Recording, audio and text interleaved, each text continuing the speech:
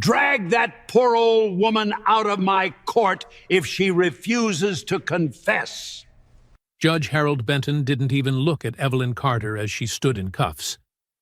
Look at you, 6 years old, broke, begging churches for scraps, and still acting like some hero. He flicked the plea agreement across the table. Evelyn silently picked it up. I gave everything I had to people who needed me. Benton laughed from the bench. You dressed up fraud as kindness and expected this town to applaud you. The gallery went silent. Sign the confession, He said, pointing at her cuffs. or lose your house, your freedom, and whatever dignity you have left. Evelyn placed the paper back on the table. Then the doors opened. 3 men in military uniforms stepped inside, and Judge Benton had no idea they were the orphan boys she had raised as sons, now returning to save her. Before we go any further, comment where in the world you are watching from, and make sure to subscribe, because tomorrow's story is one you don't want to miss. The handcuffs bit into Evelyn May Carter's wrists as she stood before the packed courtroom. The metal was cold against her dark skin, a sharp reminder that at 60 years old, she was being treated like a common criminal. The orange jail uniform hung loose on her thin frame, making her look smaller than she was, but her back stayed straight. Judge Harold Benton sat high on his wooden throne, looking down at her like she was something dirty he'd found on his shoe. His gray hair was perfectly combed, his black robes pressed and clean. Everything about him screamed money and power. Everything about Evelyn screamed the opposite. The courtroom was packed. Reporters filled the front rows, their pens ready to write her story the way they wanted it told. Behind them sat neighbors from Magnolia Street, some shaking their heads in disappointment, others whispering behind their hands. At the very back, she could see Mrs. Johnson from 3 houses down, dabbing her eyes with a tissue. Prosecutor Dana Miles stood at her table, tall and sharp in her navy suit. Her blonde hair was pulled back tight, and her blue eyes held no mercy. She shuffled through a stack of papers, each one supposedly proving Evelyn's guilt. "Your Honor," Miles began, her voice cutting through the murmur of the crowd. "The evidence shows a pattern of deliberate fraud, spanning over 2 decades. Mrs. Carter collected welfare benefits while claiming 3 minors as dependents, boys she had no legal right to raise." Evelyn's chest tightened. Those boys, Malik, Isaiah, and Andre. They weren't just names on government forms. They were her heart walking around outside her body. Miles continued, her voice getting louder and more confident. She accepted charity from local churches under false pretenses. She used these children to manipulate kind-hearted donors. She ignored dozens of city violations on her property while claiming poverty to avoid fines. From the gallery, Russell Pike watched it all with satisfaction written across his face. He wore an expensive gray suit that probably cost more than Evelyn made in 6 months. His silver hair was slicked back, and his manicured hands rested on his knee. At 55, he looked like a man who had never missed a meal or worried about keeping the lights on. Pike needed her house. He needed the whole block.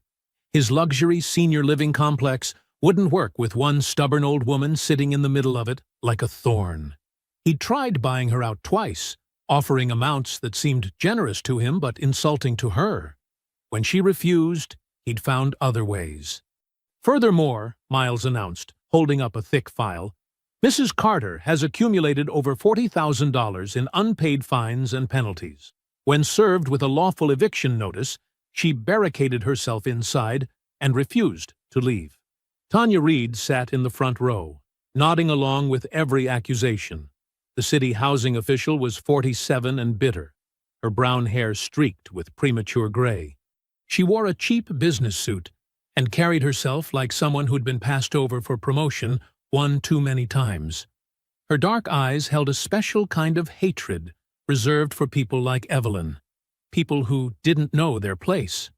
Reed had personally signed off on inspection reports that painted Evelyn's house as a health hazard, broken steps that Evelyn had repeatedly requested help to fix, a leaky roof that she'd begged the city to inspect properly. Electrical problems that existed only on paper. Mr. Leonard Griggs, Evelyn's court-appointed attorney, leaned over and whispered in her ear. His breath smelled like stale coffee and defeat. "Mrs. Carter, please, just sign the plea agreement. You'll get probation instead of prison. You can start over somewhere else." His words hit her like slaps. Start over? At 60? Give up the only home she'd ever owned? Admit to crimes she'd never committed? Evelyn turned her head slightly and looked at him. Her voice was quiet, but firm. "Mr. Griggs, I fed 3 hungry boys when nobody else would. I gave them a roof when the county forgot they existed. If that makes me a criminal in their eyes, then I suppose I am one. But I will not sign my name to a lie just because it comes wearing a suit." The courtroom buzzed with whispers. Some people shifted uncomfortably in their seats. Judge Benton's face darkened. He leaned forward, his hands gripping the bench. "Mrs. Carter, I strongly advise you to listen to your counsel." But Evelyn May Carter kept her eyes lowered and refused to bend. The bailiff's keys jingled as he locked the holding room door. Evelyn sat on the hard metal bench, her cuffed hands resting in her lap. The orange jumpsuit felt rough against her skin. The fluorescent light above buzzed like an angry wasp. She closed her eyes and let her mind drift back 20 years, back to when Magnolia Street still had hope. The house had been smaller then, just her and the memories of James, her husband who'd died too young from a heart that gave out after 30 years of factory work. She'd been 40, widowed, and barely keeping afloat on her cafeteria worker's salary at Lincoln Elementary. The mortgage felt like a mountain she'd never climb. She'd started volunteering at Mount Olive Baptist Church to stay busy. The kitchen work reminded her of feeding James, of having someone to care for. Pastor Williams always needed help with the Wednesday night dinners and the weekend food drives.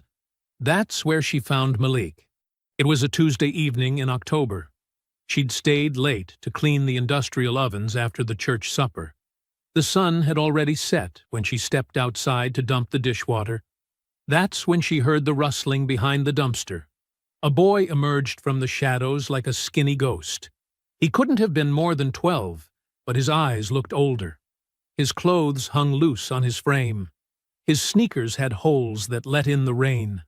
He had 4 biscuits clutched in his dirty hands. "You stealing from the church?" Evelyn asked. The boy froze. His whole body went rigid, ready to run. "I ain't eaten since Sunday," he whispered. Evelyn studied his face. She saw hunger there, real hunger, the kind that made children desperate and parents cry themselves to sleep.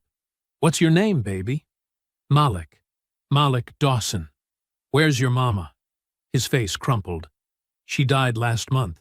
"Pneumonia. My uncle said he'd take me, but when I got to his place, he said he changed his mind. Said he already got too many mouths to feed." Evelyn's heart broke clean in half. She looked at this child clutching stolen biscuits and saw James as a boy, saw herself if the world had been crueler. "Come on inside," she said. "Let me fix you a proper plate." That night, Malik ate 3 full servings of leftover fried chicken, green beans, and cornbread. Evelyn watched him eat like he was afraid the food might disappear. When he was done, she made up the couch and told him he could stay until they figured things out. He stayed for 6 years. 2 months later, Pastor Williams called her about Isaiah. The bus station had found a 10-year-old boy sitting alone with a trash bag full of clothes and a note pinned inside his coat. "Please give him a better chance than I can." The social services office was overwhelmed. Foster homes were full. Group homes had waiting lists. Isaiah needed somewhere safe to sleep that night. Evelyn drove to the station and found a small boy with intelligent eyes and perfect posture. He didn't cry when she introduced herself. He just asked if she was going to send him back. "Not if you don't want to go," she said. Isaiah moved into the spare bedroom. Malik helped him carry his trash bag upstairs. That first night, Evelyn heard them whispering through the thin walls, sharing stories about mothers who were gone and relatives who didn't want them. Andre came 6 months later. The house fire had made the news.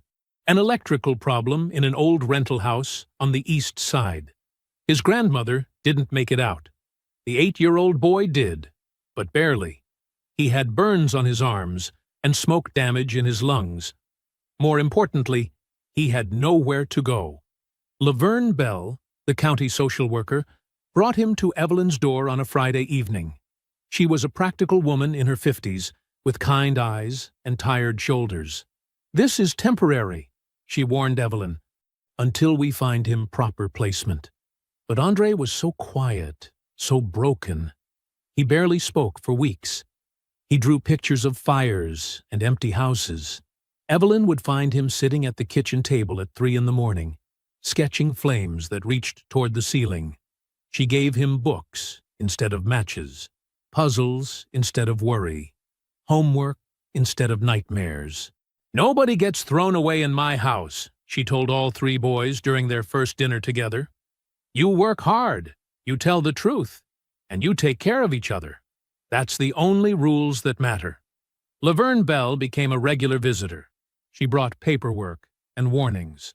"The county doesn't like complicated cases," she said during one of her visits. 3 boys with different last names. No official adoptions. No foster care payments. If the wrong person asks the wrong questions. But she also helped Evelyn keep records. Every school form, every medical visit, every report card. She taught Evelyn to document everything, because good intentions without proof would never be enough. The holding room door clanked open. A deputy stood in the doorway, his hand resting on his belt. "Carter, judge is ready for you." Evelyn opened her eyes and stood up slowly. The memories faded like smoke, but the love in them remained solid and real. The courtroom felt heavier when Evelyn returned. The gallery buzzed with whispers that died when she entered. Russell Pike's lawyer, a sharp-faced man in an expensive suit, had spread documents across the prosecution table like weapons waiting to be fired. Judge Benton settled behind his bench with the satisfied look of a man who had already decided the outcome. "Proceed, counselor." Prosecutor Dana Miles stood with predatory confidence. She was younger than Evelyn had expected, maybe 42, with blonde hair pulled tight and a voice that could cut glass. "Your Honor, the evidence shows a pattern of deliberate fraud spanning 20 years. Miles lifted a thick folder. Mrs. Carter collected charitable donations from her church, claiming she was caring for orphaned relatives. But these boys were not her family. She had no legal guardianship, no adoption papers, no official custody arrangement. Evelyn's hands clenched in her lap. The cuffs bit into her wrists. She used their tragic circumstances to manipulate generous donors, Miles continued. Food drives for her boys, school supplies for her sons, winter clothing for children who weren't legally hers to claim. From the gallery, Evelyn heard someone gasp.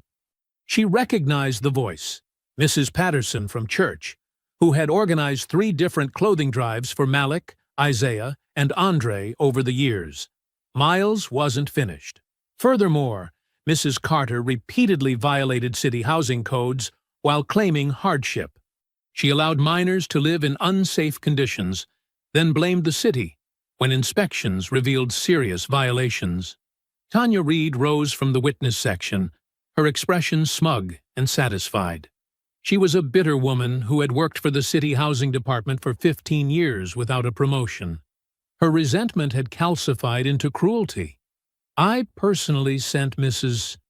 Carter, 17, violation notices over 5 years, Reed testified, her voice sharp with vindication. She ignored every single one, refused inspections, claimed she couldn't afford repairs while she was taking donations supposedly meant for those children." Evelyn watched Reed's performance with growing disgust. The woman was lying with the skill of someone who had practiced. "She damaged that property herself," Reed continued. "Ripped up flooring to avoid fixing the foundation, broke windows to claim storm damage. Every trick poor people use to avoid responsibility."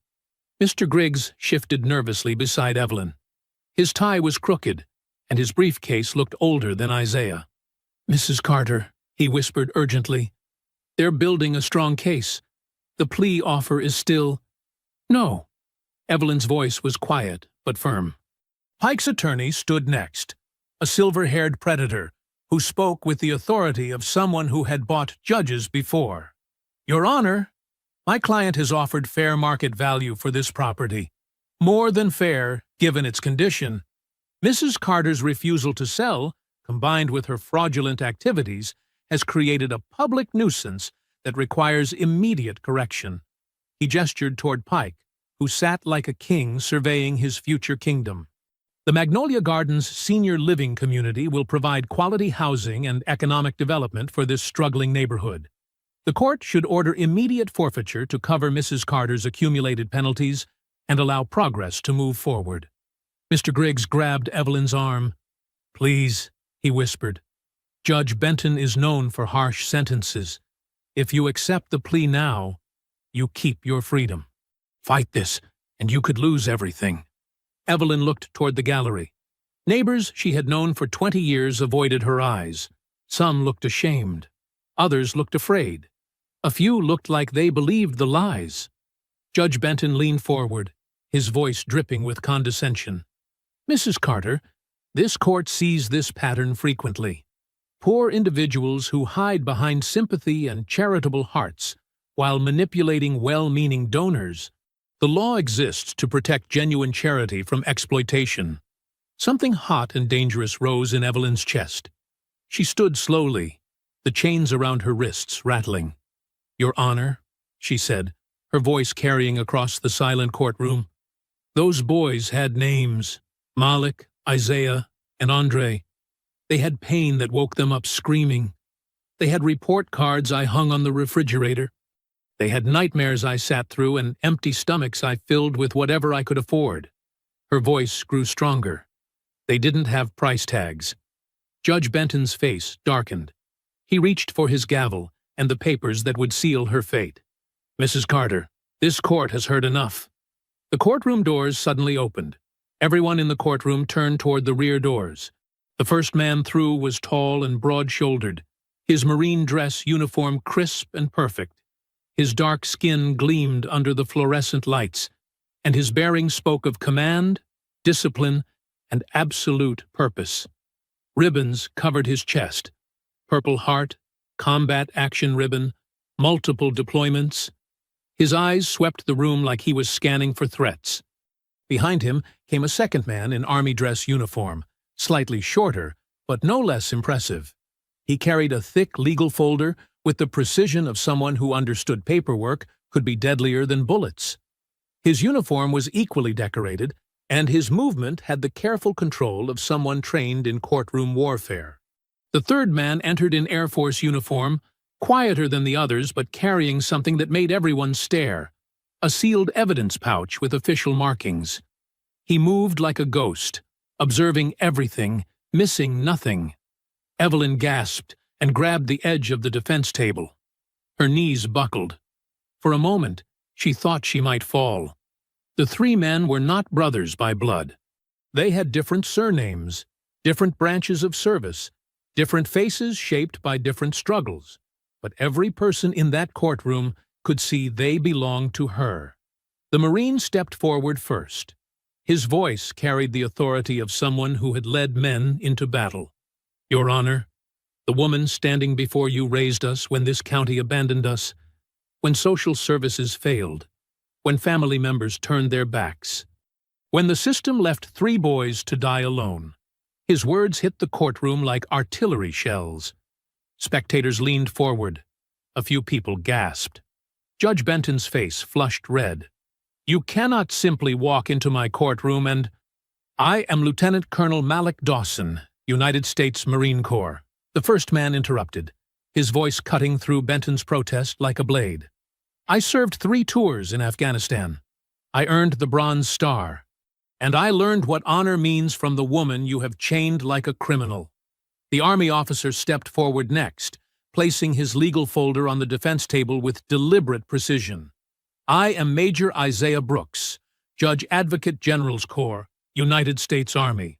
I am a licensed military attorney, and I am entering my appearance to assist Mrs. Carter's defense. Benton's mouth opened and closed like a fish. This is highly irregular. What's irregular, Isaiah said, his voice calm but razor-sharp, is prosecuting a woman for saving lives this county was supposed to protect. The Air Force officer moved to Evelyn's side, his voice quiet but carrying in the sudden silence. I am Captain Andre Whitfield, Cyber Intelligence Specialist, United States Air Force. I have reviewed this city's digital records regarding Mrs. Carter's case. He held up the evidence pouch. I have found significant irregularities. The courtroom erupted in murmurs. Spectators who had been avoiding Evelyn's eyes now stared openly at the three uniformed men. Some pulled out phones to record. Others whispered frantically to their neighbors. Prosecutor Miles half stood, then sat back down, uncertainty flickering across her face. Russell Pike's confidence cracked for the first time. His smug expression faltered as he stared at the uniforms, the ribbons, the undeniable authority of three decorated officers. This was not part of his plan. Judge Benton banged his gavel weakly. This court will not be turned into a circus. This court, Malik said, his voice carrying the weight of command, has already been turned into something worse. Evelyn stared at the three men through tears. 20 years had passed since she had watched them leave for basic training. They had been boys then, scared, angry, wounded boys who flinched at loud noises and hoarded food under their beds. Now they stood before her as men of honor. Isaiah opened his legal folder and removed a thick stack of documents. He placed them on the defense table with the sound of thunder. Your Honor, he said, his voice carrying absolute certainty. Every charge against Evelyn Carter begins with a forged record. Judge Benton's face had turned the color of old brick. He gripped his gavel like a weapon, but the authority in his courtroom had shifted. The three uniformed men commanded attention in ways his black robes never could. Your Honor, Isaiah said, his voice steady and professional, I request an emergency evidentiary delay to present newly discovered documentation that directly contradicts the prosecution's timeline. Absolutely not, Benton snapped. This hearing has already. The documents prove Mrs. Carter could not have committed the acts she is accused of, Isaiah continued, ignoring the judge's interruption. Physical impossibility is a complete defense to fraud charges. Prosecutor Miles finally found her voice. Your Honor, this is clearly a stalling tactic. Andre stepped forward, holding up his evidence pouch. Ma'am, I can project the metadata from these files if the court has display capabilities. Metadata. Tanya Reed's voice cracked from the gallery. She had gone pale. Isaiah gestured toward the bailiff. We need a projector and screen. Captain Whitfield has digital evidence that will take exactly 4 minutes to present. Judge Benton looked around his courtroom. The audience was riveted. 2 reporters in the back row held phones up, clearly recording. The morning news crews that had come to film a poor woman's humiliation were now capturing something entirely different. 5 minutes, Benton growled. Not 1 second longer. The bailiff wheeled in an ancient projector while Andre opened his military-grade laptop. The machine hummed to life, casting a blue rectangle of light onto the courtroom's side wall. Isaiah removed the first document from his folder. Your Honor, the prosecution claims Mrs. Carter signed a welfare fraud confession on March 15, 2019. He held up a hospital bracelet. This is from University Medical Center. Mrs. Carter was admitted on March the 12th with 3 broken ribs and a punctured lung after a fall at her night shift job. She was sedated and intubated until March 18th. The courtroom fell silent. Andre's laptop screen appeared on the wall, showing a digital signature analysis. The confession document was created on a city computer terminal, not signed by hand. The IP address traces to the housing department. Tanya Reed made a small choking sound. Isaiah continued, his voice growing stronger. The prosecution also claims Mrs. Carter ignored city inspection notices for 2 years. Captain Whitfield, please show the metadata analysis. Andre clicked his mouse. The projection showed a list of files with timestamps and user credentials. These inspection reports were all edited between January and April of this year. Every modification came from user TRead3847, which corresponds to Tanya Reed's city office login. "That's impossible," Tanya burst out from the gallery. "I never—" "Ma'am," Andre said quietly, "computers don't lie. The original reports show Mrs. Carter requested repairs repeatedly. Someone changed them later to show violations instead of requests." The audience began murmuring louder. Judge Benton banged his gavel, but the sound was weak. Malik stepped forward, holding a yellowed envelope. "Your Honor, I have letters from Mrs. Laverne Bell, the county social worker who handled our cases 20 years ago. She died in 2018, but her family found these in her personal papers." He opened the envelope and removed several handwritten pages. "Mrs. Bell documented that we were placed with Evelyn Carter through informal emergency care because the county had no safe alternatives. She wrote that Mrs. Carter should be commended, not prosecuted." Isaiah took the letters and handed copies to both the prosecution and the judge. Mrs. Bell specifically noted that the county chose not to formalize the placements because documenting the failures would create liability. Prosecutor Miles scanned the pages, her face growing ashen. "Your Honor, I was not aware of these documents." "Because they were buried," Malik said, his voice carrying an edge of controlled anger. "Just like we would have been buried if this woman hadn't saved us." Judge Benton stared at the evidence spread before him. The smugness had drained from his face, replaced by something that looked suspiciously like fear.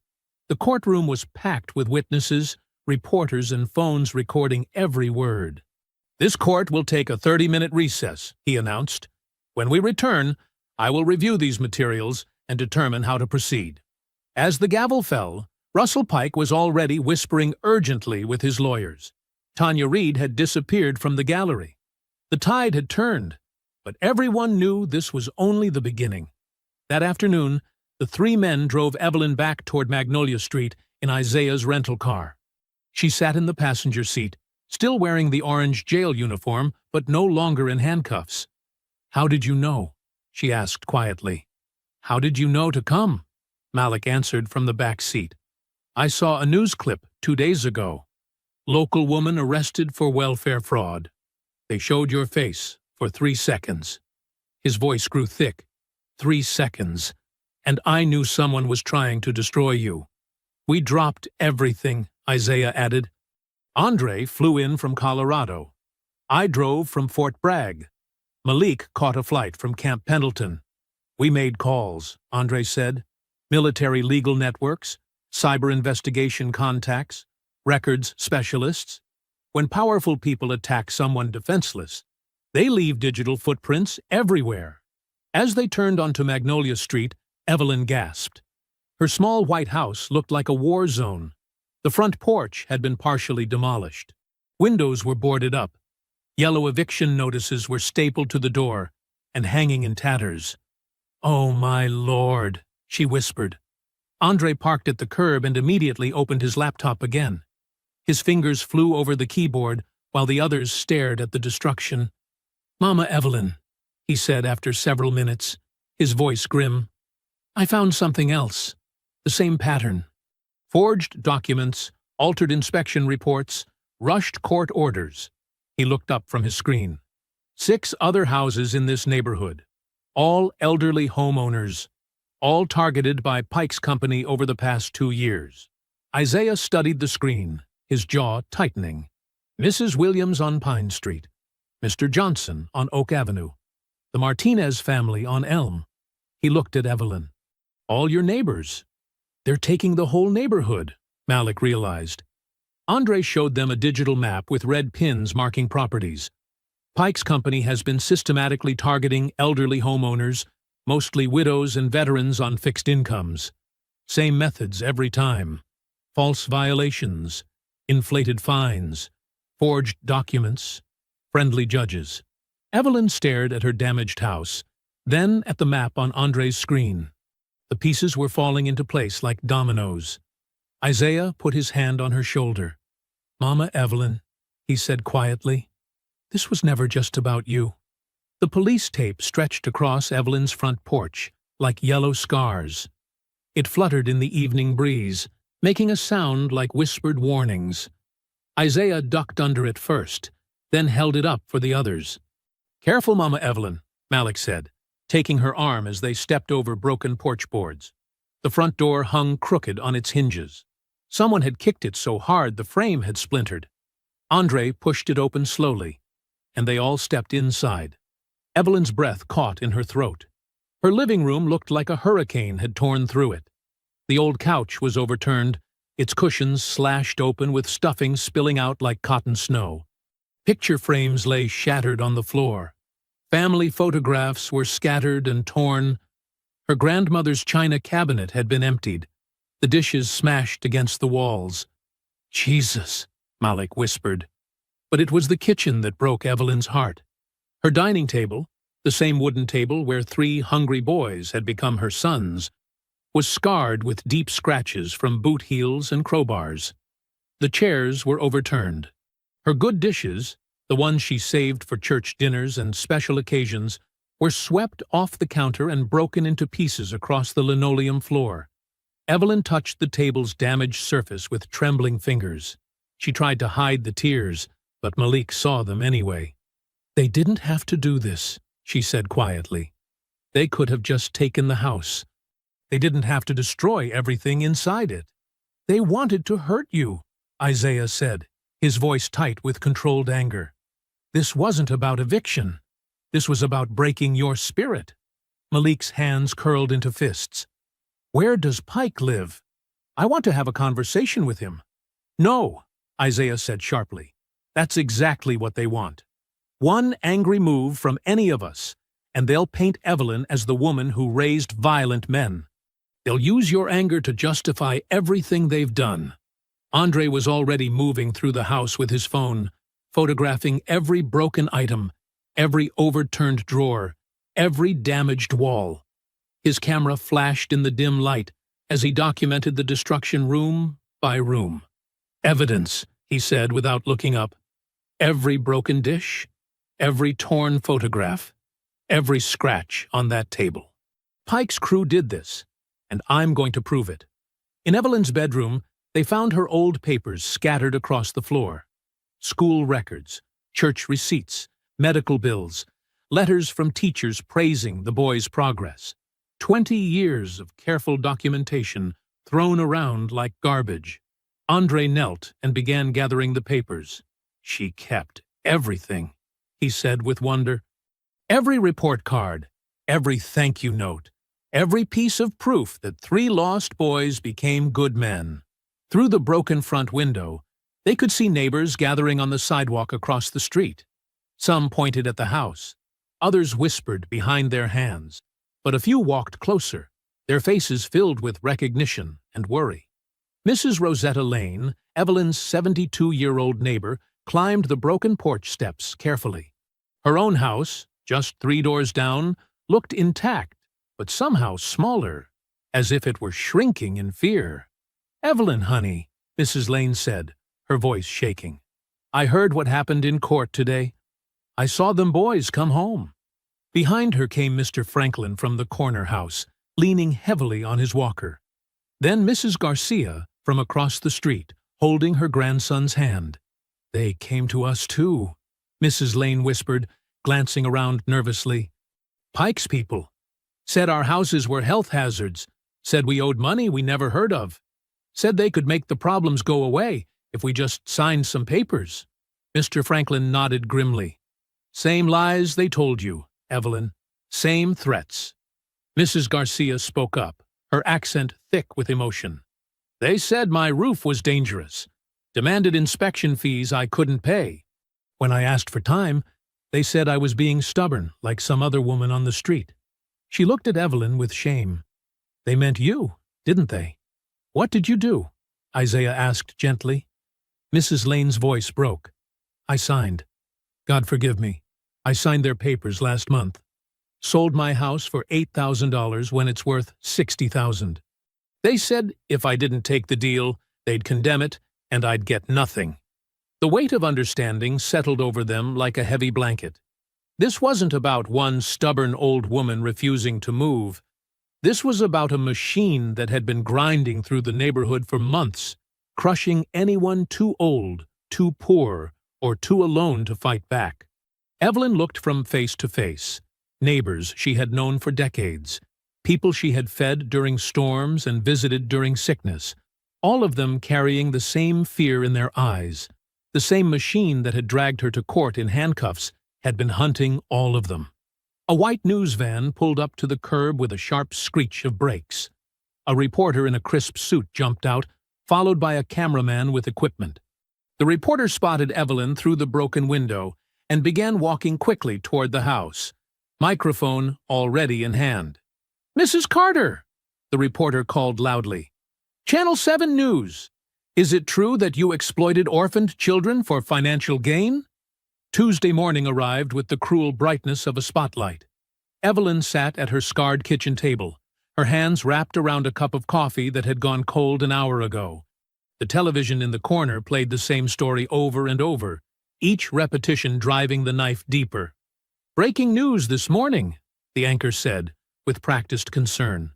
"A local woman accused of welfare fraud and illegal guardianship faces new questions about her past.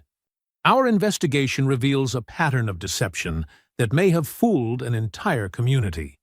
The screen cut to footage of Evelyn being led away in handcuffs, then to Russell Pike standing outside his gleaming office building in a perfectly pressed suit. "This is heartbreaking," Pike said, shaking his head with fake sympathy. Mrs. Carter manipulated the goodwill of churches, neighbors, and charitable organizations. She used 3 vulnerable boys as props in an elaborate fraud scheme that lasted decades.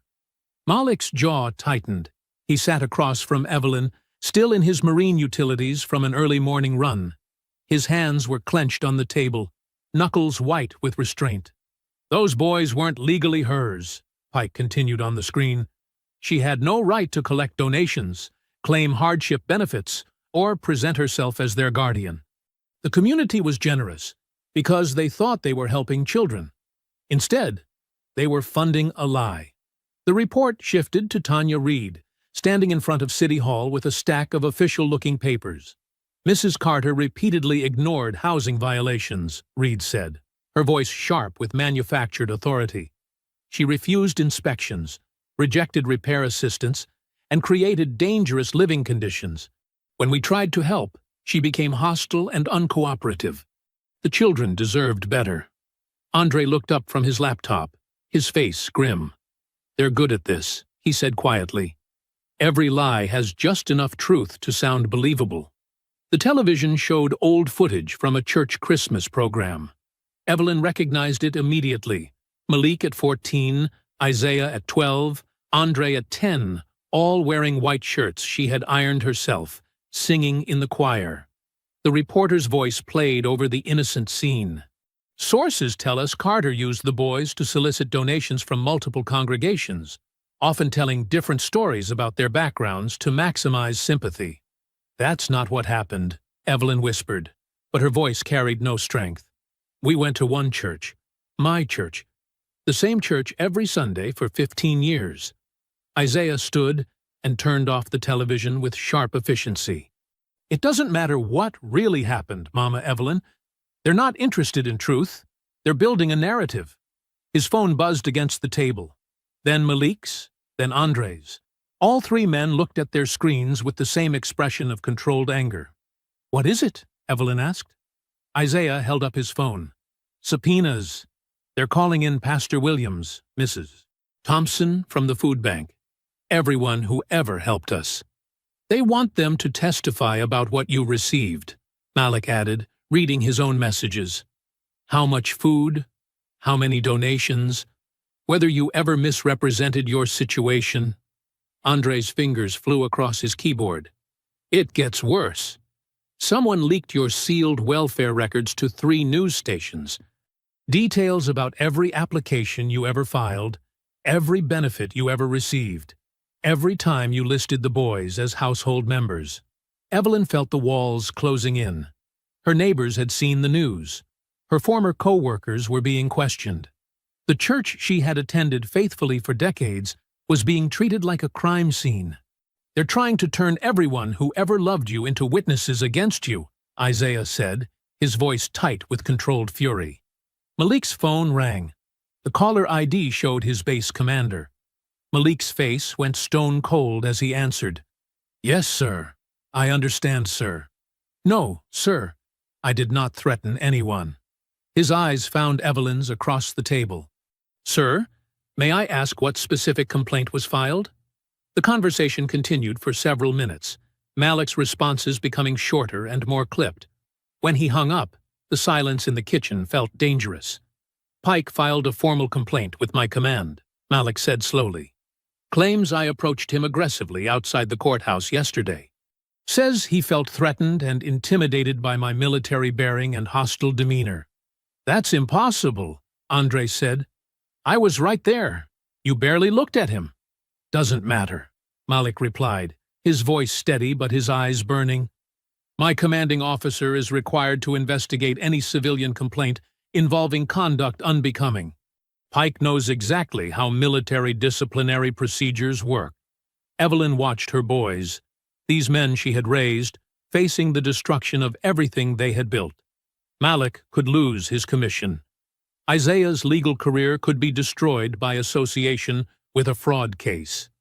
Andre's security clearance could be revoked if his judgment came into question. "This is my fault," she said quietly. "I brought this on all of you." "No," Isaiah said firmly. "This is what bullies do when they can't win fair. They attack everything you care about until you give up." Andre's laptop chimed with an alert. He studied the screen, his expression shifting from anger to something sharper. "The leak came from inside the city system," he said. "Someone used Tanya Reed's credentials at 11:47 p.m. last night to access your welfare files. Same person who modified the inspection reports. Can you prove it was her?" Malik asked. "Maybe. But look at this." Andre turned the screen toward them. The leak wasn't random. Someone pulled specific documents designed to make you look guilty. They skipped over the emergency placement letters, the social worker recommendations, the documentation that shows you were following proper procedures. Evelyn stared at the evidence of how carefully her destruction had been planned. They hadn't just stumbled into fraud charges, they had been crafted, shaped, and aimed at her heart. "They know exactly what they're doing," she whispered. "And they're winning." Isaiah reached across the table and took her hand. "You saved our lives when we were children, Mama Evelyn. You kept us fed, kept us safe, kept us believing we mattered when the whole world said we didn't." His grip was steady and sure. "Now, let us protect yours the right way." Tuesday afternoon sunlight filtered through the torn curtains of Evelyn's living room as the four of them began their search. The house felt different now, violated, exposed. Every drawer had been yanked open during the eviction attempt. Every closet had been ransacked. "We need to find everything," Isaiah said, pulling on latex gloves. "Every receipt, every letter, every photograph.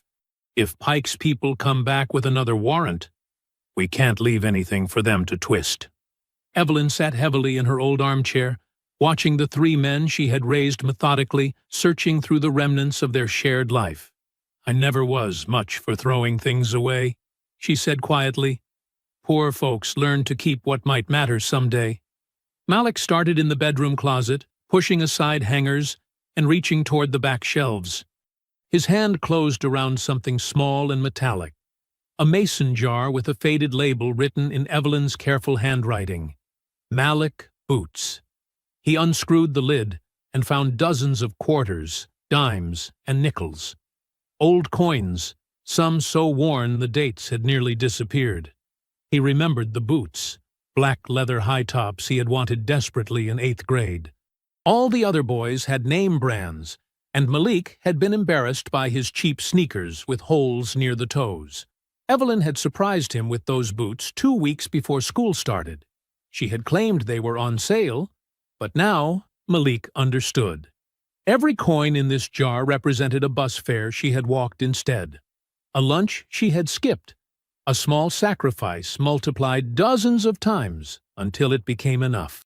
"Mama Evelyn," he said, his voice thick, "you saved coins for my boots?"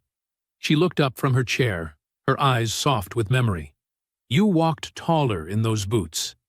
That was worth every penny." In the kitchen, Isaiah was going through a cardboard box filled with old papers. Beneath utility bills and church bulletins, he found something that made his breath catch: his high school debate certificates, wrapped carefully in plastic, alongside a stack of medical bills marked past due in red ink. The bills were from Evelyn's emergency room visit after she had collapsed at the laundry where she worked nights. The dates matched exactly with his junior year, when she had insisted on buying him a new suit for the state debate championship. She had told him the bills could wait, but his future couldn't. "You went without your medicine so I could have that suit," Isaiah said, not quite asking. Evelyn's chin lifted slightly. "You earned that championship. I wasn't about to let money keep you from looking the part." Andre worked quietly in the living room, checking inside every book on Evelyn's shelves.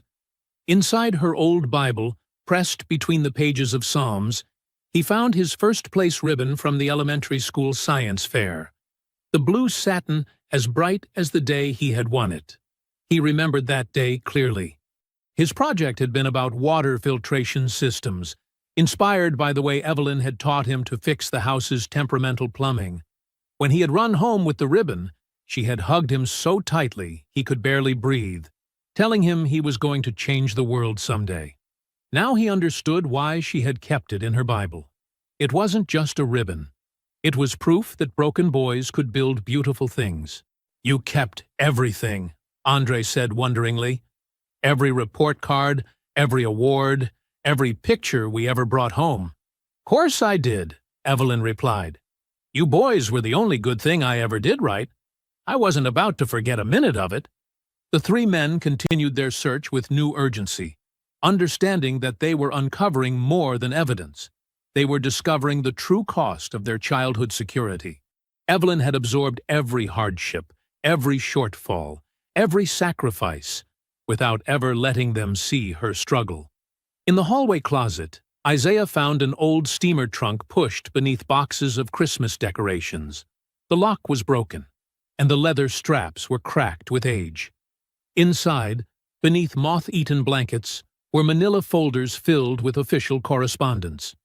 The letterhead read, "Magnolia County Department of Social Services," and the signatures belonged to Mrs. Laverne Bell. Isaiah's hands shook as he read the first letter, dated 3 months after Malik had come to stay. "Mrs. Carter, I want to thank you again for providing emergency kinship care for Malik Dawson.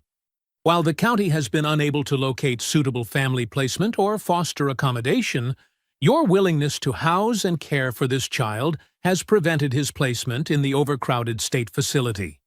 Please be advised that under Emergency Placement Protocol 15A, your informal guardianship arrangement is legally recognized for children in crisis situations where official channels have been exhausted. I have recommended that formal documentation be filed to protect both you and the child, but, as discussed, county administration prefers to limit official involvement in cases that might expose systemic placement failures. Sincerely, Mrs. Laverne Bell County social worker. Isaiah's mouth went dry. He rifled through more letters, finding similar language about Isaiah's placement, then Andre's. Each letter made it clear that the county had not only known about Evelyn's arrangement, they had encouraged it while refusing to document it properly. "Andre!" Isaiah called sharply. "Malik, come look at this." They gathered around the trunk as Isaiah spread the letters across the floor. The pattern became undeniable. Evelyn had been providing legal emergency care, but the county had deliberately avoided creating official records that would expose their own failures. Mrs. Bell's final letter, written just months before her death, was the most damning. "Mrs. Carter, I am retiring next month, but I feel compelled to warn you. The county has discussed reviewing informal placement arrangements to reduce liability exposure." Translation: They may try to make your kindness look illegal to cover their own negligence. Keep everything. Document everything. Poor people need twice the proof to be believed half as much. If they ever come for you, remember, you saved these boys when we failed them. Don't let anyone make you forget that. With deep respect, Laverne Bell Malik slammed his fist against the wall. They knew. The whole time, they knew she was following the law. More than that, Isaiah said grimly, they knew they had failed us first. Evelyn's crime wasn't fraud. It was making them look incompetent. Andre had moved to the bottom of the trunk, where his fingers found something else. A sealed manila envelope with Evelyn's handwriting across the front. Open only if they come for the house. The rain started as a whisper against the windows, then grew into steady drumming on the roof. Andre's fingers traced the edges of the sealed envelope, while thunder rolled in the distance. The kitchen light flickered once, casting shadows across the scattered letters, already spread on Evelyn's table. Open it, Isaiah said quietly. Andre broke the seal carefully, as if the contents might crumble at the wrong touch.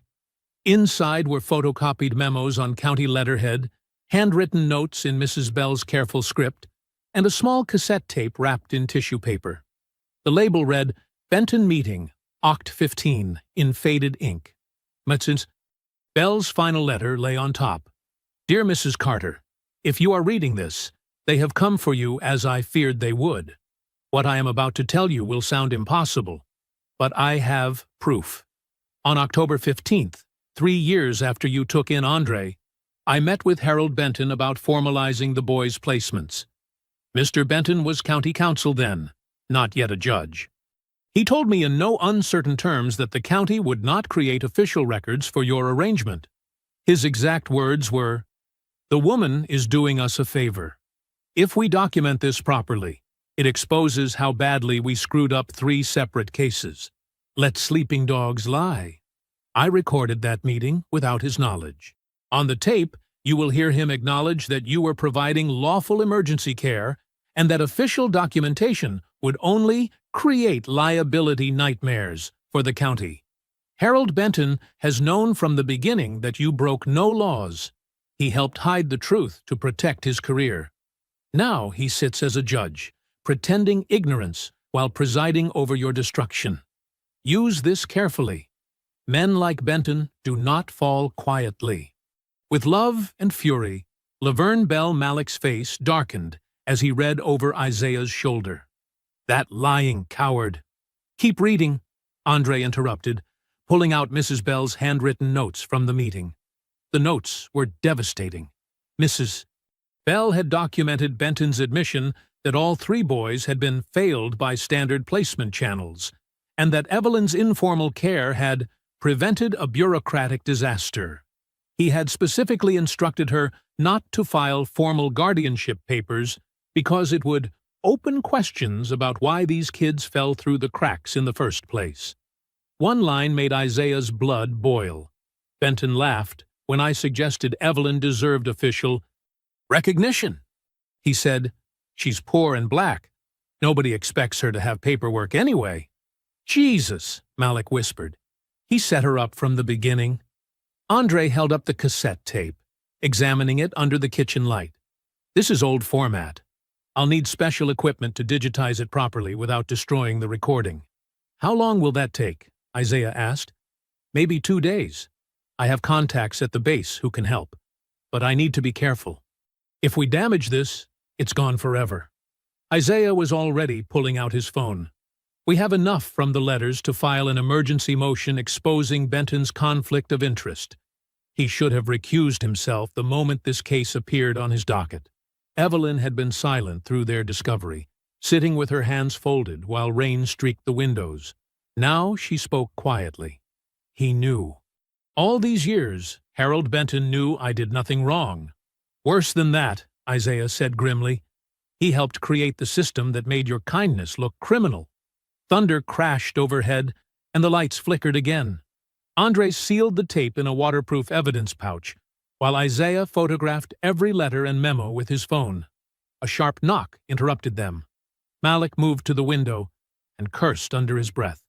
"Process server." The knock came again, more insistent. "Mrs. Evelyn Carter, Legal service. Isaiah opened the door to find a rain-soaked man in a cheap suit holding a clipboard and a thick envelope. Mrs. Carter? She's here, Isaiah said. The server pushed the envelope into Isaiah's hands. Civil forfeiture action. She has 48 hours to respond or forfeit all claims to the property. Before Isaiah could respond, the man was already jogging back to his car through the rain. Isaiah tore open the envelope and scanned the first page. His face went white. Pike's filing an emergency civil action. He's claiming the house is proceeds of criminal activity and demanding immediate seizure pending the outcome of the criminal case. Can he do that? Andre asked. Unfortunately, yes. Civil forfeiture has a lower burden of proof than criminal court. He doesn't need a conviction, just probable cause that the property was connected to illegal activity. Malik cracked his knuckles. How long do we have? 48 hours to file a response. But look at this. Isaiah pointed to a line buried in the legal text. The hearing is scheduled for Thursday morning. That's the day before our criminal evidentiary hearing. Evelyn rose slowly from her chair and walked to the window. Rain hammered the glass, and water was beginning to pool on the porch where the gutters had been damaged during the eviction attempt. They are not just lying, she said quietly, watching the water overflow onto the steps where Malik, Isaiah, and Andre had once sat doing homework. They are racing. The county courthouse buzzed with tension Wednesday morning. Reporters packed the back wall, cameras ready.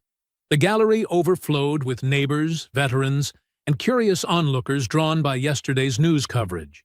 Evelyn entered in handcuffs again, but this time Malik, Isaiah, and Andre flanked her in full-dress uniforms. Judge Benton's jaw tightened as he surveyed the crowd. This is a court of law, not a circus. Anyone who disrupts these proceedings will be removed.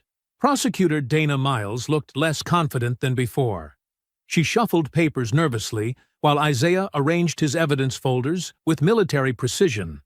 Your Honor, Isaiah began, we will demonstrate that every charge against Mrs. Carter originates from falsified documents and witness perjury. Benton's eyes narrowed. Counselor Brooks, those are serious accusations. Yes, sir. And I have serious evidence. Isaiah called Tanya Reed to the stand first.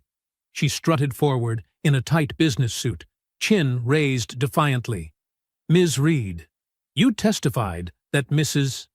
Carter ignored repair requests for years. Is that correct? Absolutely. She never filed proper paperwork, never followed protocol. Isaiah walked to his table and lifted a thick folder. I have here 37 repair requests filed by Mrs. Carter between 2018 and 2023. Each one bears a city timestamp from your department's computer system. Tanya's face went pale. Those aren't real. Really? Isaiah projected the first document onto the courtroom screen. This request is dated March 15, 2020. Mrs. Carter asked for help fixing her front steps after winter damage. See your department's stamp here? I don't remember. Here's another from July 2021. Plumbing problems. Your signature appears at the bottom, acknowledging receipt. Tanya shifted in her seat. Sometimes paperwork gets lost. Ms. Reed, did you or did you not testify under oath that Mrs. Carter never filed these requests? The courtroom fell silent. Tanya's mouth opened and closed like a fish gasping for air. There might have been some confusion. Isaiah smiled coldly. Confusion? Or perjury? The prosecutor objected, but Judge Benton looked genuinely disturbed.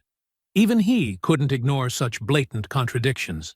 Andre took the stand next, connecting his laptop to the courtroom's display system. Lines of code filled the screen. Your Honor, this metadata shows that the confession document supposedly signed by Mrs. Carter was created on March 8th at 11:47 p.m. Mrs. Carter was arrested that morning at 6:15 a.m. Murmurs rippled through the gallery. Andre continued methodically. The document originated from a city computer using login credentials belonging to Tanya Reed. The timestamp proves it was fabricated 17 hours after Mrs. Carter's arrest. Russell Pike's lawyer whispered frantically in his client's ear. Pike's face had gone ashen. Then Malik stood and called Mrs. Rosetta Lane to testify. The elderly woman walked slowly to the witness stand, her hands trembling slightly. But her voice was clear and strong. "Mr. Pike came to my house last September. He said I owed thousands in fines I never heard about. Said if I didn't sell cheap, the city would take it anyway." "What did you do?" Malik asked gently. "I was scared. I signed his papers. Sold my house for $15,000. It was worth 10 times that. But he said I had no choice." 2 retired veterans followed with identical stories. Pike's pattern emerged clearly. Target elderly homeowners, fabricate violations, create fear, force cheap sales. Judge Benton's face grew redder with each testimony. The packed courtroom buzzed with angry whispers. "Your Honor," Isaiah said finally, "the evidence is overwhelming. These charges are baseless. Mrs. Carter should be released immediately." The judge looked around the crowded room, cameras recording his every expression. Political pressure weighed heavily on his shoulders. The court finds insufficient evidence to support the fraud charges. Mrs. Carter is released pending further investigation. The gallery erupted in applause. Evelyn's legs nearly gave out as the bailiff removed her handcuffs. Malik caught her elbow while Isaiah and Andre gathered their evidence. Outside the courthouse, spring air filled Evelyn's lungs like a blessing. Reporters shouted questions, but she only had eyes for the 3 men surrounding her. For the first time in days, she smiled. "Thank you," she whispered to them. "I thought—" Federal marshals pushed through the crowd, badges gleaming. "Evelyn May Carter, you're under arrest for conspiracy to commit money laundering through charitable organizations." The new handcuffs clicked shut. Isaiah shouted legal objections, but the marshals were already pulling Evelyn toward their vehicle. Over their shoulders, she saw Judge Benton emerge from the courthouse and sign a document Pike's lawyer thrust into his hands. That night, Evelyn sat in a federal holding cell watching the local news on a small television mounted high on the wall. The reporter's voice seemed to come from another world. In a shocking development, demolition crews have begun emergency stabilization work on the Carter property, following a court order. The camera showed her front porch being torn apart by machines with bright lights. Her dining room table sat broken in the yard, split down the middle like a heart cut in 2. The floodlights cut through the darkness like prison searchlights.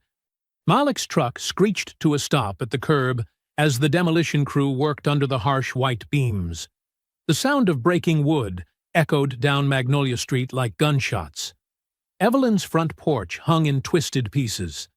The kitchen wall gaped open, exposing the bones of the house where 3 boys had become men. Her dining table lay split in the yard, its worn surface reflecting the cruel lights. Malik jumped from the truck before it fully stopped. His face contorted with rage as he stalked toward the foreman, a thick man in a hard hat who was barking orders at his crew. "What do you think you're doing?" Malik's voice carried the authority of command, but underneath burned something more dangerous. The foreman barely looked up. "Emergency stabilization. House is condemned. You need to move along. This is illegal destruction of evidence." Malik stepped closer, his hands clenched. "Stop your machines right now." "Malik, no."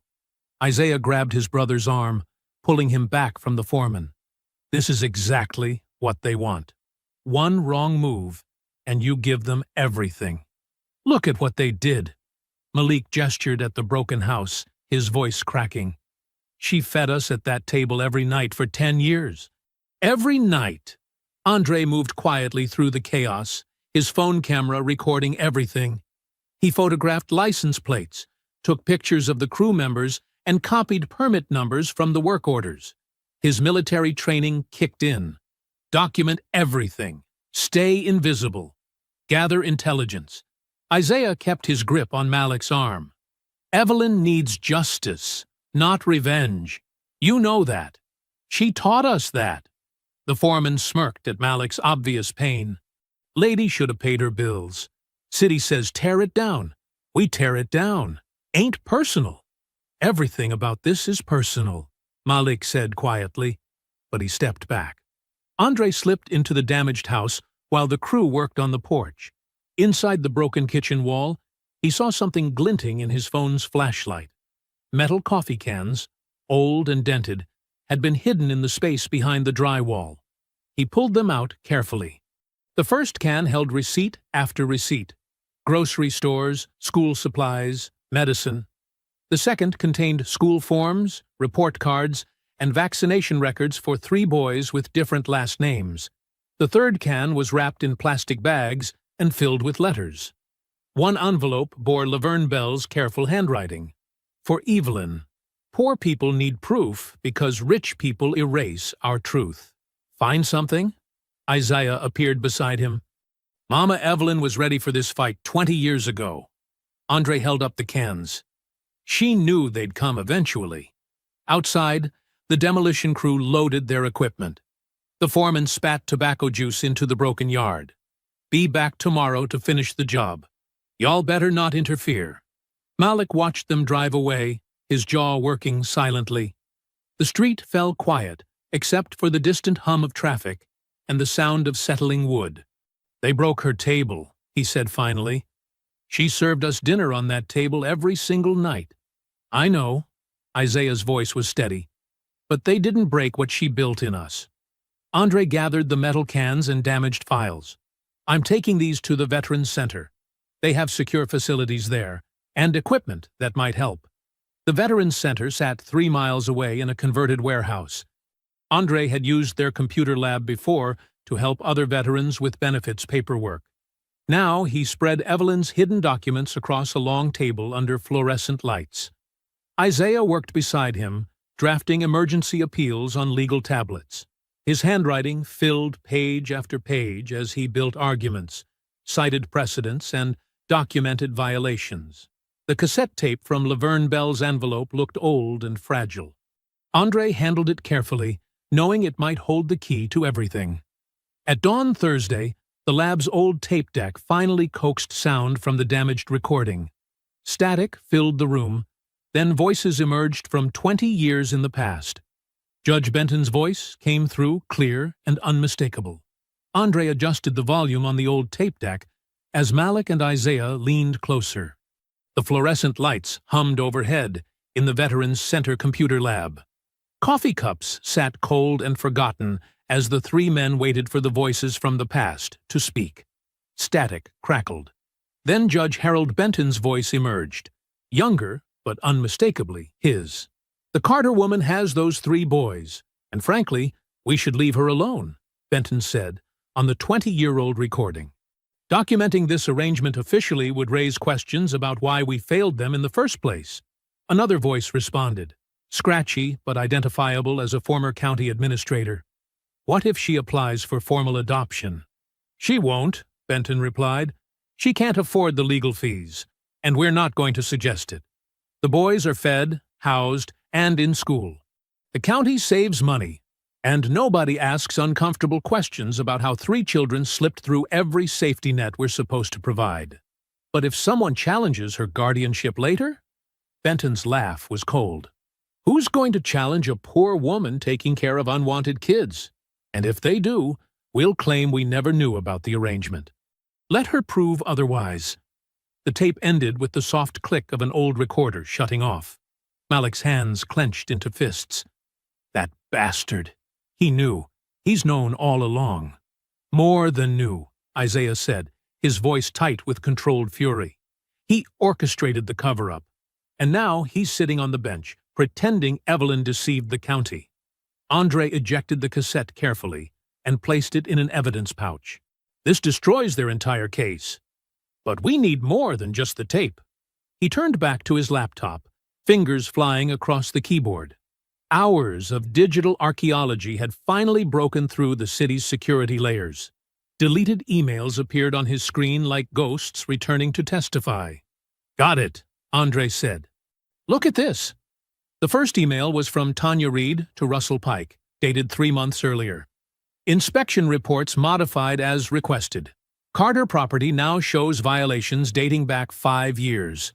We'll hold until you're ready to move. The second was Pike's response. Excellent. Judge Benton confirms he can fast-track the forfeiture hearing. Need this wrapped up before anyone digs into the other Magnolia Street properties. The third email made Isaiah curse aloud. It was from Judge Benton's personal account to Pike. Hearing scheduled for Monday. Make sure your paperwork is clean. I can only delay scrutiny for so long. They coordinated everything, Malik said, his voice barely controlled. The inspections, the court date, the media leaks. This wasn't just corruption. It was a conspiracy. Andre kept scrolling, finding message after message that tied the three conspirators together. Payment schedules from Pike to shell companies. Instructions from Benton about which evidence to suppress. Tanya Reid's requests for sealed records that should never have left city files. Isaiah was already on his phone, photographing each screen. I'm sending copies to everyone who matters. State Attorney General, FBI Field Office, Military Legal Affairs, and 3 reporters who've been asking questions about Pike's other developments. He sealed everything in Federal Express envelopes, addressing each one carefully. These go out by courier today. Multiple copies, multiple destinations. If they try to bury this again, it'll be too late. Malik stood and paced the small room. What about the veterans? Half the guys from my old neighborhood lost their homes to Pike's scam. They need to know we found proof. Call them, Isaiah said. All of them. Tell them to meet us at the courthouse tomorrow morning. Andre looked up from his laptop. You think they'll come? They'll come, Malik said grimly. These are men who know what it means to fight for something that matters. Isaiah gathered his legal files and the evidence pouches. I need to see Evelyn. She deserves to know what we found before she hears it in court. The county jail visiting room was sterile and cold. Evelyn sat behind reinforced glass, wearing an orange jumpsuit that made her look smaller and frailer than her 60 years. Dark circles shadowed her eyes, and her hands trembled slightly as she picked up the phone. How are you holding up, Mama? Isaiah asked gently. I'm tired, baby. Real tired. Her voice was hoarse. The news keeps saying terrible things about me, about how I used you boys. None of it's true, and we can prove it. Evelyn's eyes filled with tears. I don't want to hope anymore. Every time I hope, they find new ways to hurt us.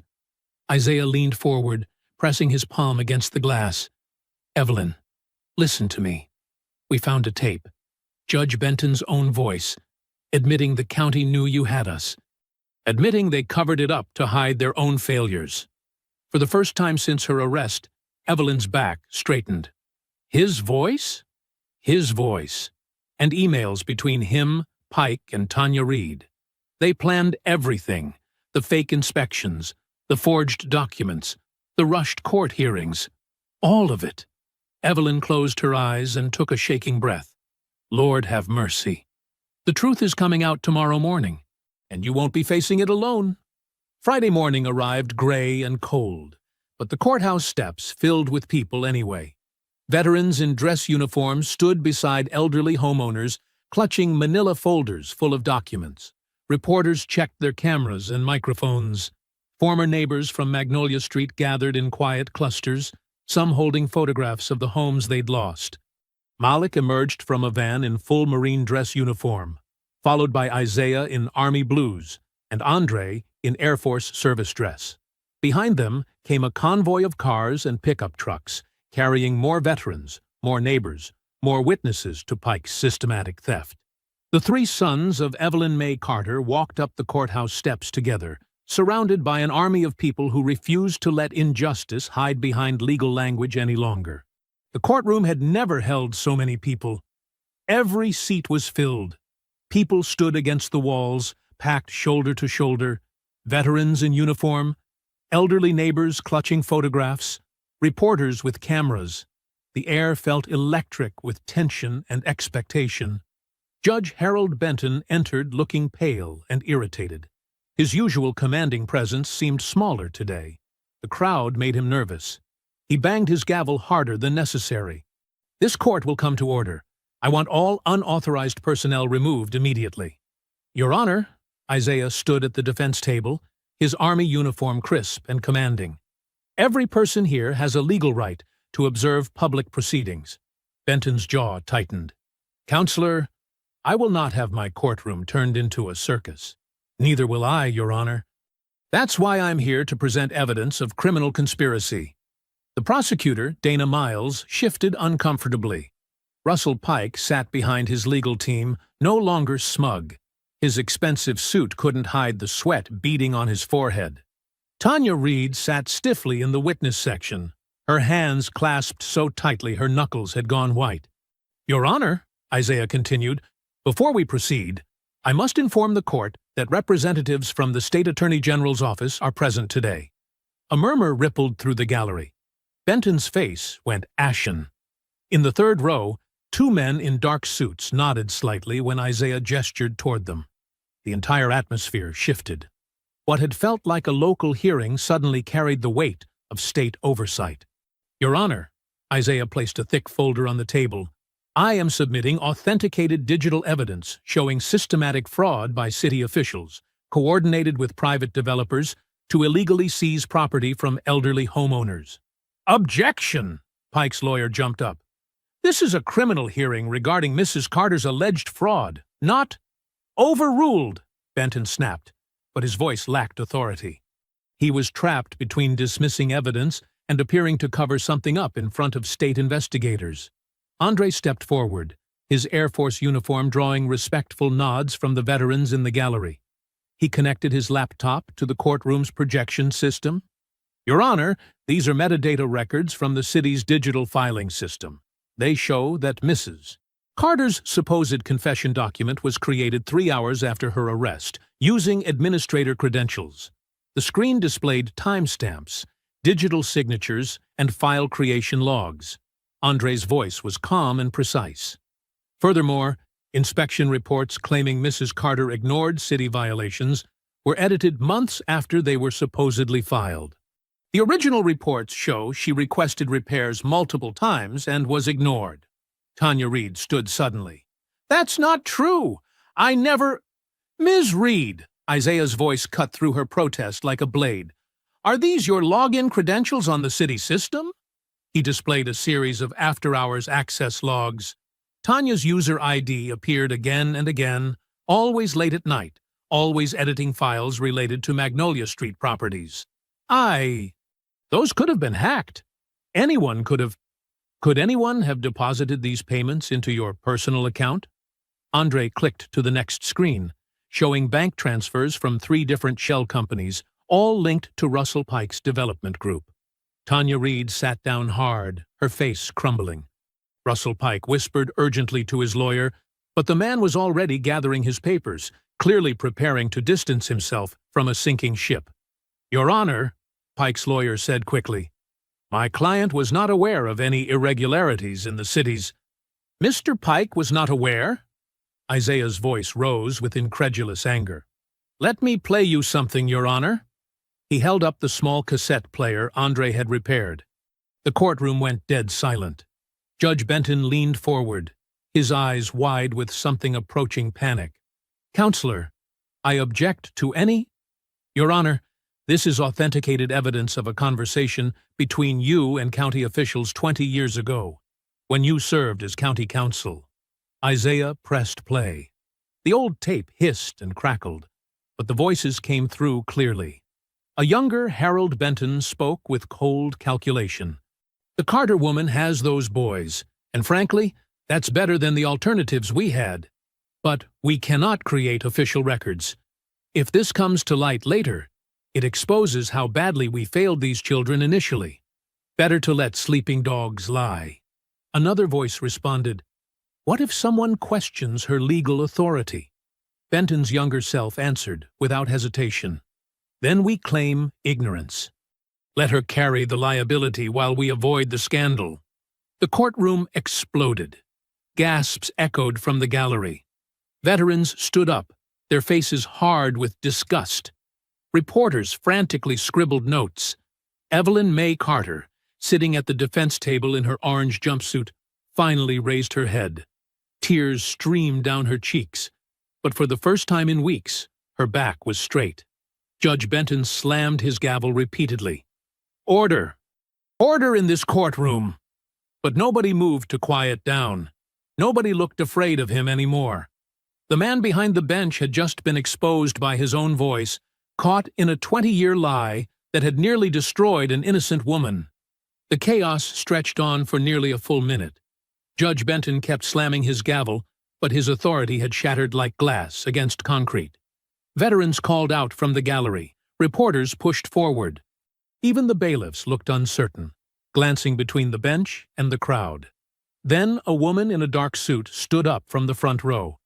She had been sitting quietly through the entire hearing, taking notes in a leather portfolio. Now she raised her voice above the noise.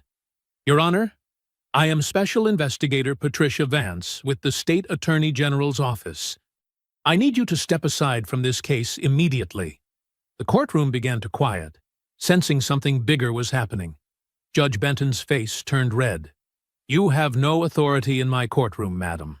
I will not— Judge Benton, Investigator Vance continued calmly, based on the evidence presented today, you have a clear conflict of interest in this matter. You cannot preside over a case where you are potentially a material witness. This is outrageous. Benton stood up, his black robes billowing. I have been on this bench for 15 years. I will not be removed by some bureaucrat with a badge.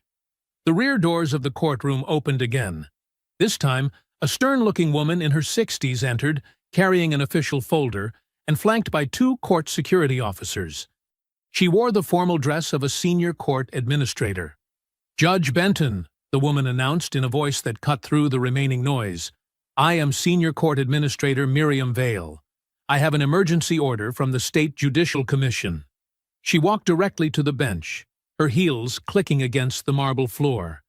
The courtroom fell completely silent now, sensing they were witnessing something unprecedented.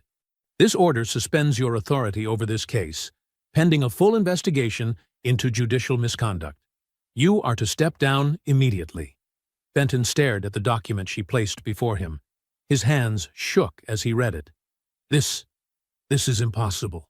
You cannot simply— Judge Benton, you will comply with this order, or you will be removed by security. For a long moment, Harold Benton stood frozen behind the bench. 20 years of corruption and cover-ups had finally caught up to him in the most public way possible. He looked out at the packed courtroom, at Evelyn May Carter sitting in her orange jumpsuit, at the 3 uniformed men who had destroyed his carefully constructed lies. Finally, he stepped down. Administrator Vale turned to address the courtroom. This hearing will resume under emergency judicial assignment. Judge Naomi Ellis will preside. A younger black woman in judicial robes entered from the side door. Judge Ellis had been waiting in chambers, clearly briefed on the situation. She moved to the bench with calm authority, adjusted her glasses, and surveyed the courtroom. Ladies and gentlemen, please be seated. This court will come to order under my authority. Unlike Benton's imperious manner, Judge Ellis spoke with quiet command. The gallery settled immediately. Counselor Brooks, she addressed Isaiah directly, I have reviewed the preliminary evidence submitted to the State Attorney General's office. Please proceed with your motions. Isaiah stood tall in his Army uniform. Your Honor, I move to dismiss all charges against Evelyn May Carter with prejudice. The evidence clearly shows these charges were fabricated through document tampering and judicial conspiracy. Judge Ellis nodded. Motion granted for hearing. Mr. Whitfield, please present your digital evidence to the court. Andre stepped forward with his laptop and evidence pouch. His quiet voice carried clearly through the silent courtroom. Your Honor, I have authenticated metadata showing systematic alteration of city records, forged timestamps on inspection reports, and coordinated communication between Judge Benton, city official Tanya Reed, and developer Russell Pike. He connected his laptop to the courtroom's display system. Screen after screen of evidence appeared.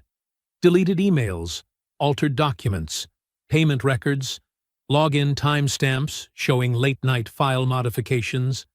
These records prove that Ms. Carter's supposed violations were created after her arrest, not before.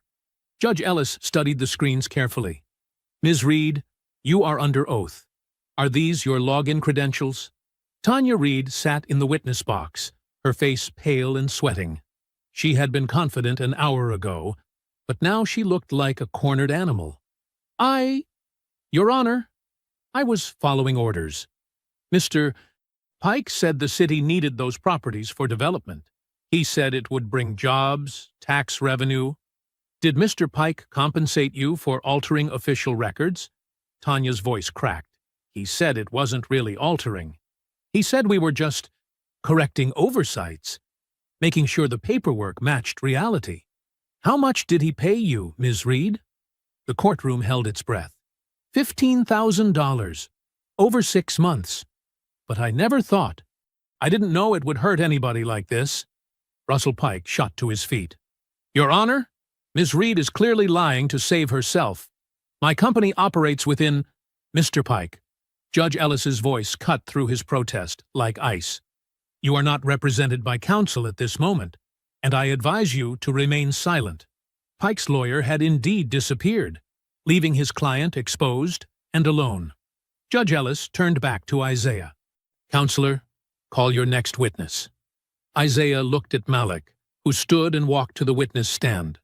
The Marine moved with parade ground precision, but his eyes never left Evelyn. State your name for the record.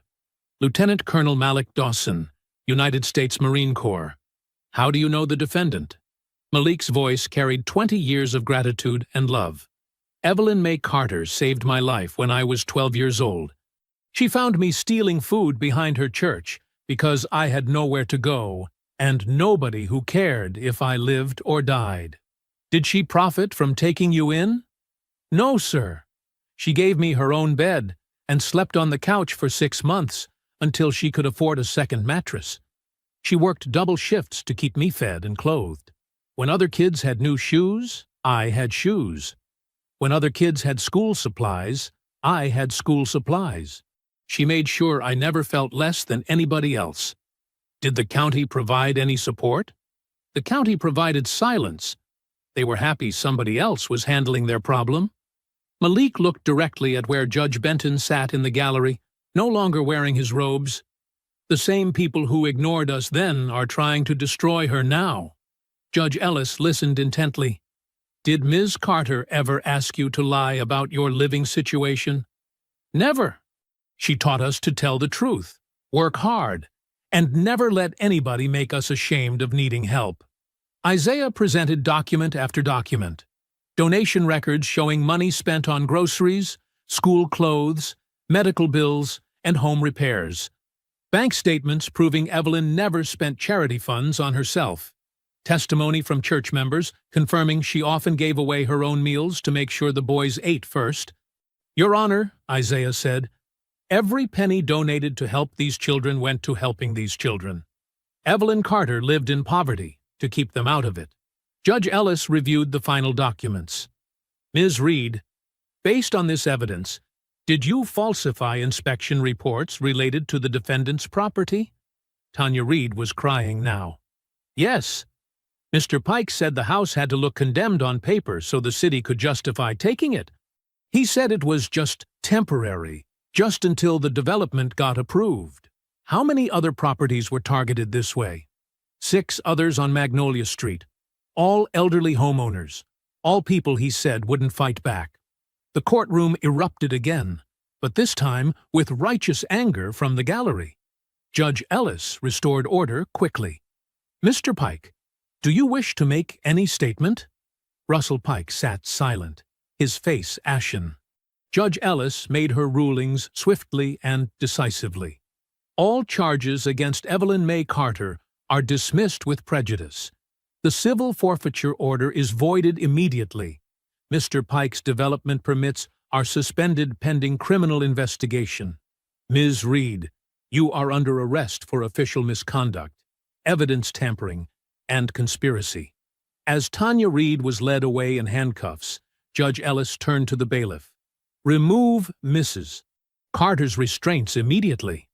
The bailiff approached Evelyn's table with his keys. Malik, Isaiah, and Andre moved to surround her as the metal cuffs clicked open and fell away from her wrists. 2 months had passed since that Friday morning when Evelyn May Carter walked out of the courthouse a free woman. The weeks that followed moved like a flood, washing away years of lies. The state investigators expanded their case into every corner of Russell Pike's empire. His luxury senior living contracts were frozen across 3 counties. His shell companies were dissolved. His political connections scattered like roaches when the lights came on. Pike himself sat in a federal holding facility, awaiting trial on racketeering charges that could put him away for 20 years. Tanya Reid had cooperated fully, hoping for leniency. Her testimony exposed a network of corrupt inspectors, bought-off city officials, and forged documents that stretched back nearly a decade. 6 elderly homeowners on Magnolia Street received restitution hearings. Mrs. Rosetta Lane got her house back. The 2 retired veterans Malik had brought to court were awarded damages that covered their medical bills and property taxes for years to come. But today was not about the past. Today was about the future. Evelyn May Carter stood on her rebuilt porch, wearing a royal blue church dress with pearl buttons instead of orange jail coveralls. Her house gleamed in the Saturday afternoon sun. The porch was wider now, stronger. The kitchen wall had been rebuilt with modern insulation.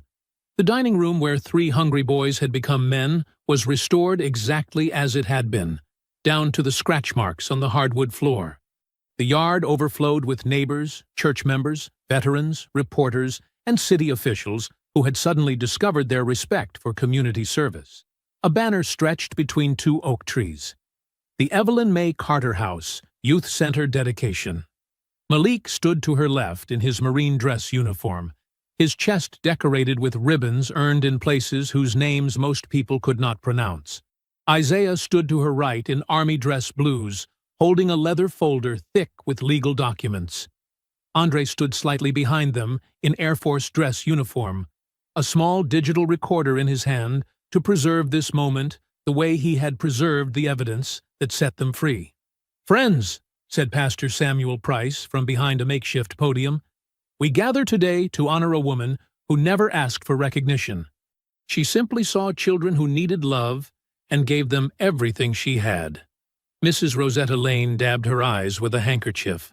"That woman fed half this block at one time or another. When my Harold died, Evelyn brought me dinner every night for 2 weeks. Never asked for thanks. Never expected anything back." The crowd murmured in agreement. Stories poured out like water from a broken dam. Evelyn had helped with homework, driven sick neighbors to the hospital, shared her grocery money when families came up short, and turned no one away from her table. Isaiah stepped forward and opened the leather folder. "Mama Evelyn, the county has asked me to present you with corrected records." His voice was steady, but his hands trembled slightly. "These documents officially recognize you as the emergency kinship caregiver who protected 3 boys when the foster system failed them. They apologize for the years you were denied the recognition you deserved." He placed a framed certificate in her hands. "They also established the Evelyn May Carter Emergency Child Placement Fund, so other women like you can help children without fear of being called criminals." Evelyn looked at the official seal, the raised lettering, the signatures of people who had once pretended she did not exist. 20 years too late, she said softly. But better late than never. She handed the certificate to Andre and walked to her front door. The key was brass and heavy, gleaming in her palm. I hope you enjoyed that story. Please like the video and subscribe so that you do not miss out on the next one. In the meantime, I have handpicked 2 stories for you that I think you will enjoy. Have a great day.